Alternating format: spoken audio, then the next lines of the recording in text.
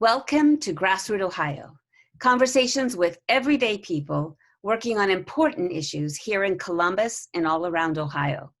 I'm Carolyn Harding, and today I'm talking with Austin Smith and Kaia Woodford of the Bexley AntiRacism Project. This is from your website. Our mission is to actively combat racial inequality through education, mobilization, and amplification in order to support people of color in the Bexley community and nationwide. Welcome, Kaia, and welcome, Austin.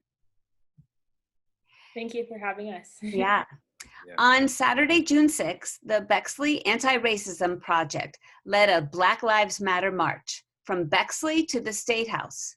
My family and I marched with you, and it was huge, and it was powerful. How did your group, the Bexley Anti-Racism Project, come to be, and how did this march take off? Let's start with you, Kaia, as you are the founder and president of this organization. Thank you. I so appreciate your support in attending our demonstration. It was powerful for me to be part of and really see our efforts materialize in such a successful way. It was inspirational, and I didn't have any expectations going into the march because I've never done anything like this before. I'm going into my second year of college at Ohio State. I study political science, African American, African studies, and I'm pursuing a minor in Spanish. So I'm also 18 years old. I have no organizational background at all whatsoever, but I felt that it was time to speak up and speak out against racial injustice and inequality in our community, Bexley more specifically, and even the country more broadly. So I would say what started everything was my participation in demonstrations downtown. As soon as I got back I was vacationing in the Berkshires in Massachusetts. As soon as I got back, it was a 10-hour drive. I was at the State House that night. And I was part of any efforts, any protests, and everything going on. I felt in my heart, I had to be part of it because these are my people. I'm a Black person living in America, right? These headlines and these issues directly impact me. And so I was emboldened by the anger and frustration and rage within my community to speak out and say something. And so I started there. So I spoke downtown a few times initially, and then there was a recording of one of my pieces that I've written, also posted on my platform. And the way that the audience was compelled was inspiring to me, and I wanted to reach a greater audience. And that was at the same time that a few other Bexley High School alum reached out to me and said, hey, we need to do something in our community. And so together we created the Bexley Anti-Racism Project, and we hosted our first event, the one that you marched in, on the 6th of June, and it was incredibly successful. And from there, we've just kind of hit the ground running, and all eyes are on us, right? We're under scrutiny because it was huge. I had no expectations going into the event. We're like, okay, so what are we gonna do? We're gonna do a march, we're gonna go to the State House, and it's gonna be the Bexley community effort, and let's provide people the opportunity to demonstrate and respond to what they see going on in the current political climate. People came out to support us, and we invited Austin to speak, and that's how he became involved with the project as well. And we had a number of other student speakers as well as community members speak at that initial event, and even Mayor Kessler spoke. So it was incredible, and everyone was invigorated and passionate and angry, and we're marching, we're shouting, protesting injustice, really is what it was.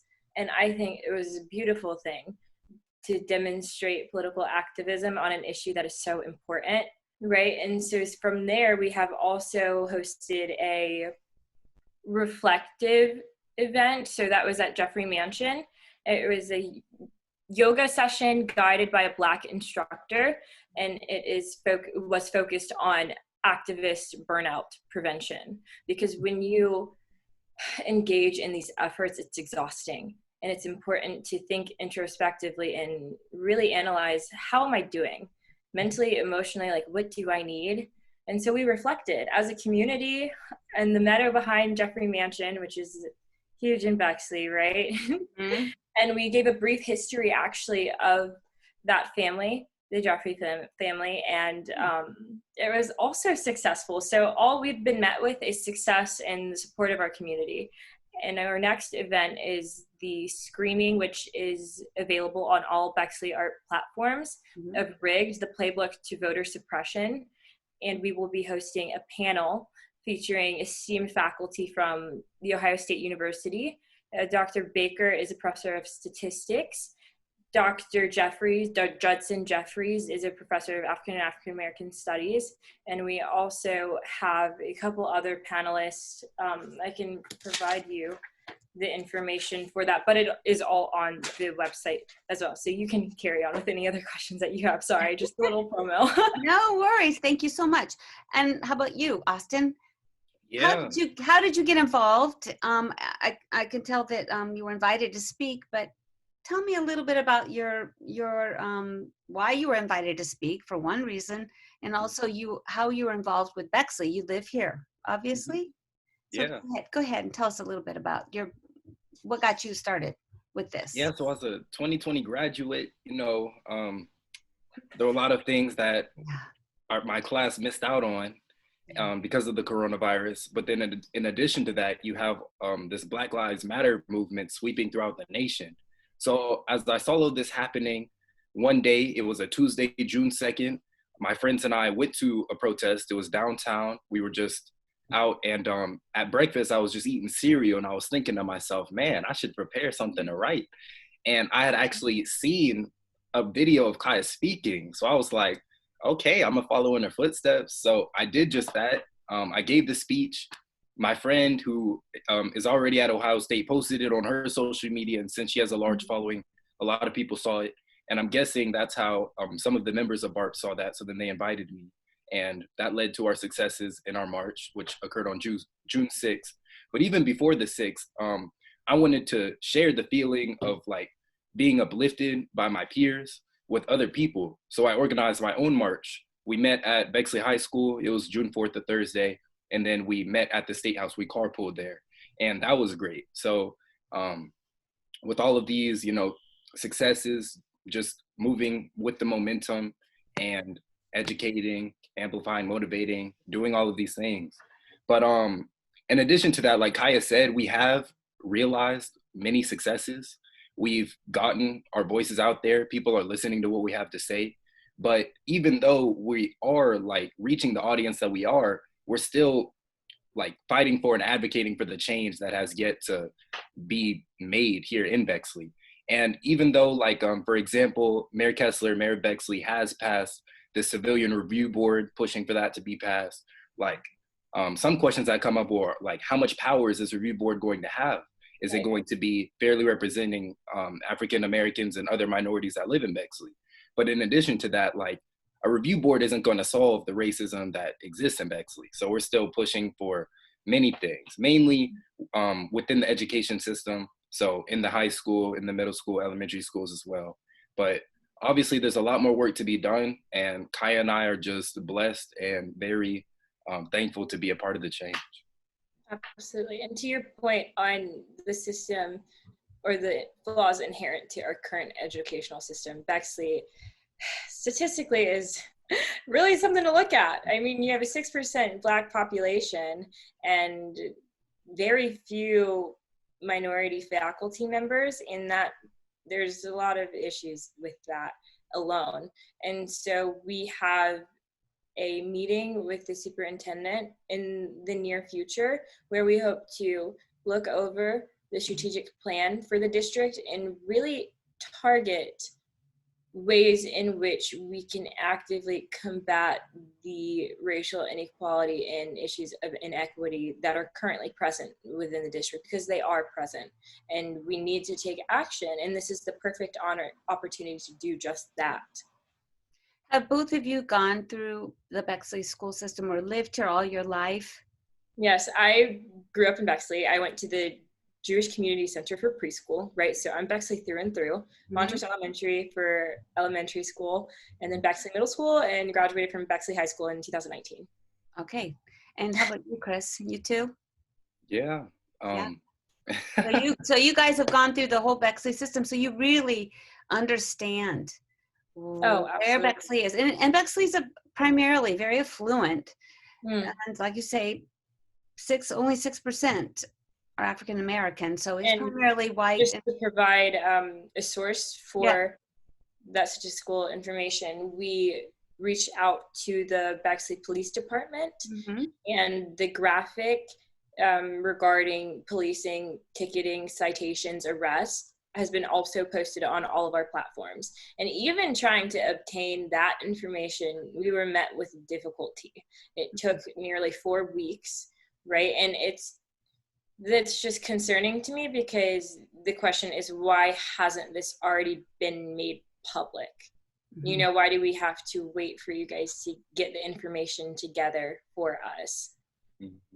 It's a little thing. Because you guys are forcing and causing. No one has been asking the right question. Change. Right. People have just been defaulting, and things have been going on, and this movement since George Floyd's society, absolutely. death and the Black Lives Matters movement, recent, just so much police brutality, and police has been the focus. They're the forefront of media attention right now. Yeah. So what are some of the specific changes that you see that Bexley needs to take on for racial equality and racial justice? What are some of them? So when you ask that question, is it in specific regard to the school system? Because I have that answer for you. Yes. But whatever area that you guys are working on and that you have come up with at this point. I know you're just a pretty young. I mean, your organization is not that. You haven't been together that long, have you? No, we've not. Okay. But so in looking on the district level, the issues of racial inequality, injustice, and inequity are systemic, right? So we need to look at, deconstruct, dismantle the current ineffective system, because listen to this, what's crazy is, so I went to Bexley, right? My senior year of high school, I was an editor on the Torch, our student newspaper, great publication, highly acclaimed. We do a lot of good things there. Austin was also on the Torch as well in his time at Bexley. But I had to choose between 7th period, they offer Torch, or you can elect to take African American Studies. That's interesting.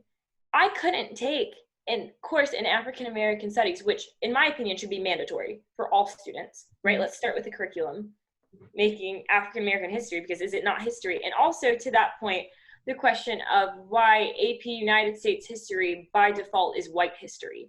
Why is the struggle of an entire race of people one unit in one course? Why is everything by default white?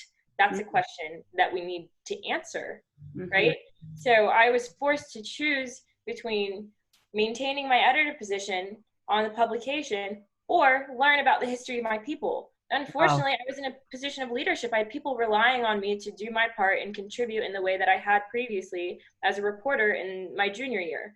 So I had to take Torch, right? And did wonderful things. The Torch is lovely. I love to write for it. But also my junior year, what's funny is the fact that I was the sole Black student on the staff, right? That's not okay.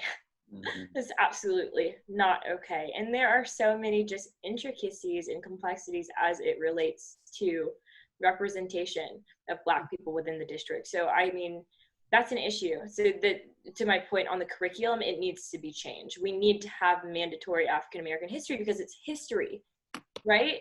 Of people, of Americans. Black people are American people. This is American history, and people aren't taught it.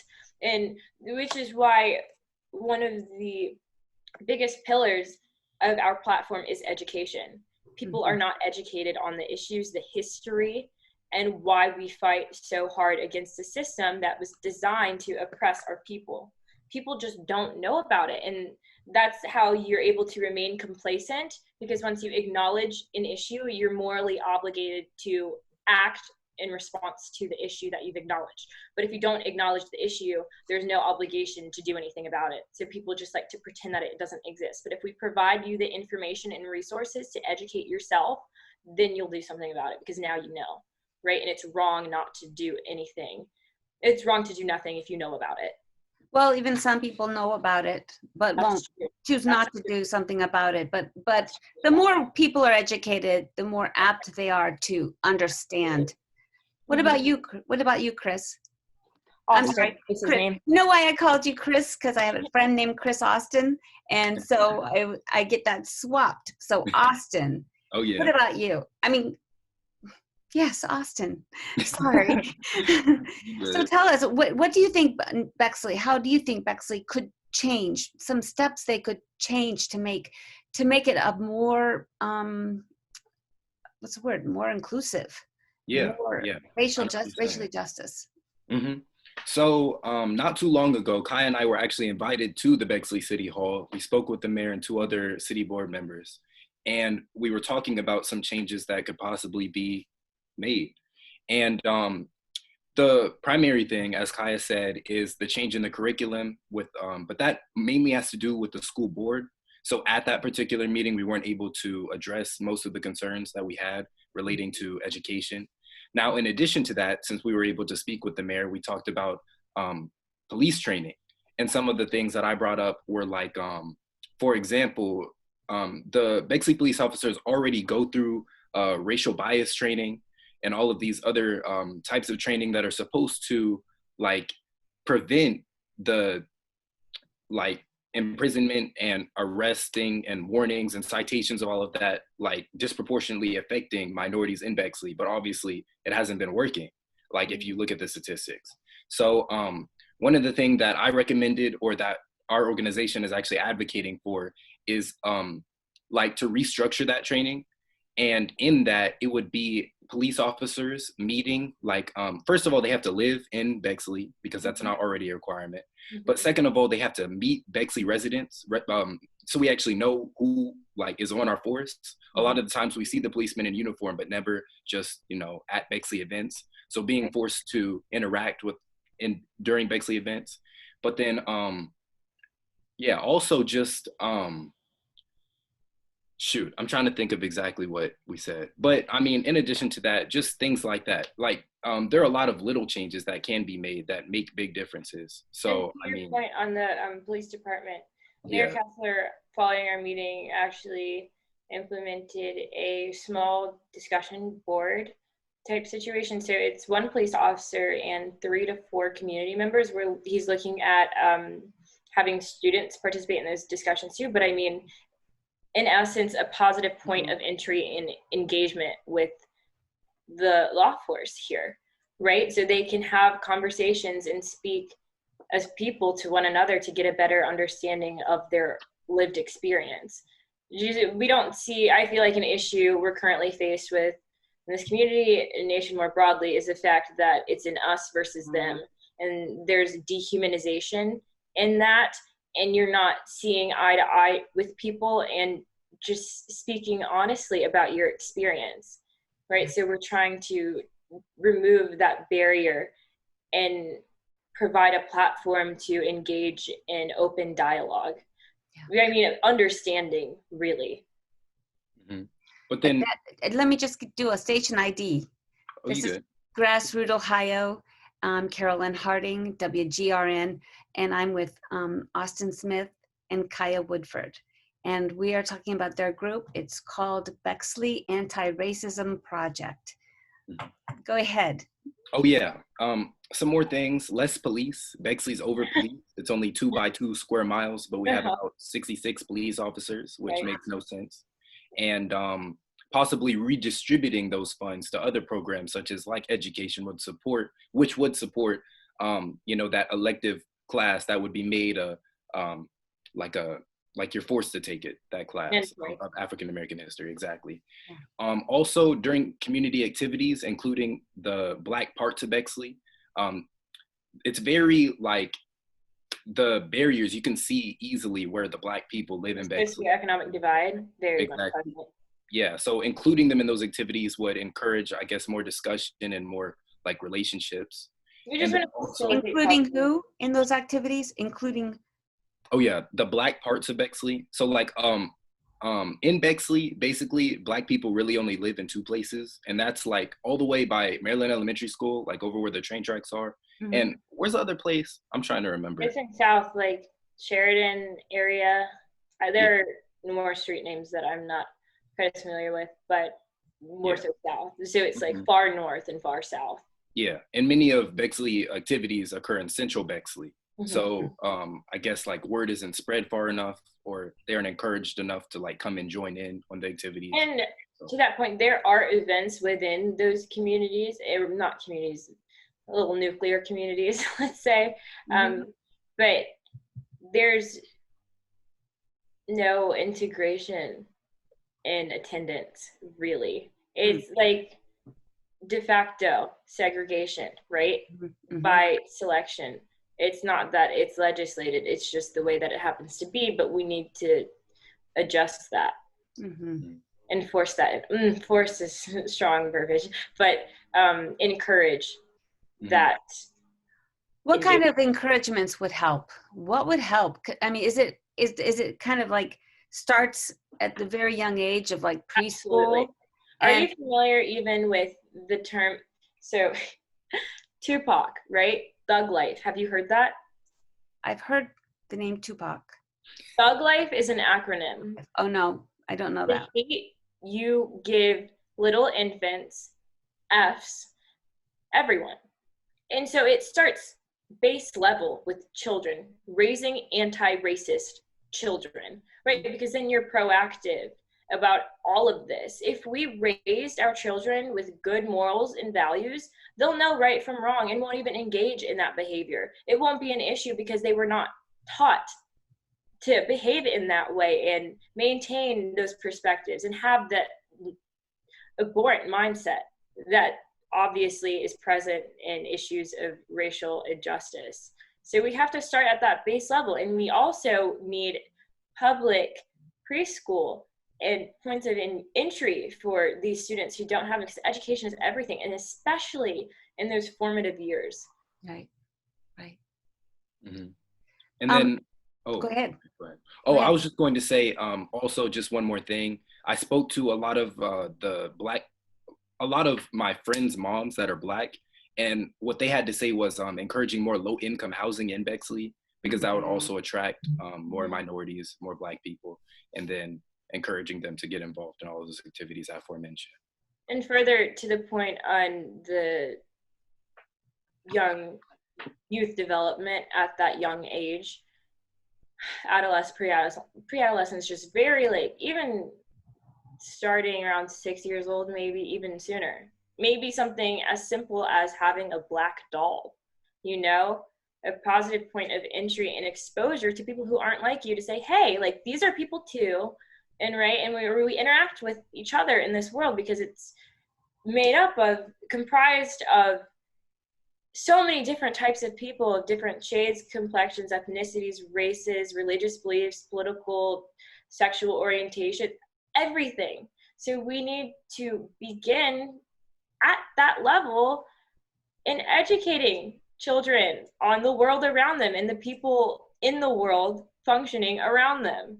It's really simple stuff to understand. There's nothing complex, political, or difficult to comprehend about our mission and our platform. It's to educate, right? Educate. And you also said you want to mobilize and amplify.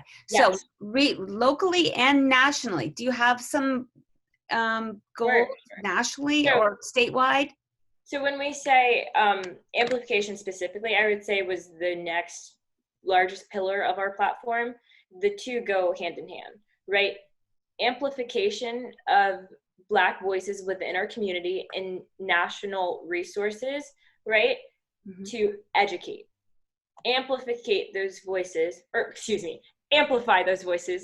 to educate, right? And so they go hand in hand, they go so perfectly. We are a platform to provide a voice to those whose voice has too long gone unheard. It's quite simple and quite effective. We don't have to do the grunt work, because these people have lived experience and can tell you about racial injustice as it personally afflicts them and their families. We just are giving the stage to them and providing a point, and also the audience. It's just, we're playing matchmaker. And for efforts at the state and national level, nationals, that's big. We're starting with the local level because you can enact real change at the local level, and we're seeing it play out before us. We're talking with administrators and public officials right now, and we're seeing the results, right? So, I mean, we're starting there, but our social media is huge. I am really starting to understand just how important harnessing the power of social media in today's day and age is. Our 21-day anti-racist challenge, you've probably seen, provides tons of great resources to educate, right, yourself on these issues. At that, tell people how they can find you, like, and how they can find your 21-day. So, yeah, what's of it course. called again? The 21-day 21-day anti-racist challenge. So yes. You can find that on all of our platforms. We have a website, BexleyARP, Bexley Anti-Racism Project, BexleyARP, BexleyARP.org is the website. All right. And we are on all social media platforms under the same handle. So BexleyARP is how you can find us, and how you can also find access to that challenge. And the challenge is on Facebook. It's had, I haven't even checked the numbers today, but earlier in the week, it was nearly 300,000 engagements. And we're seeing it pop up all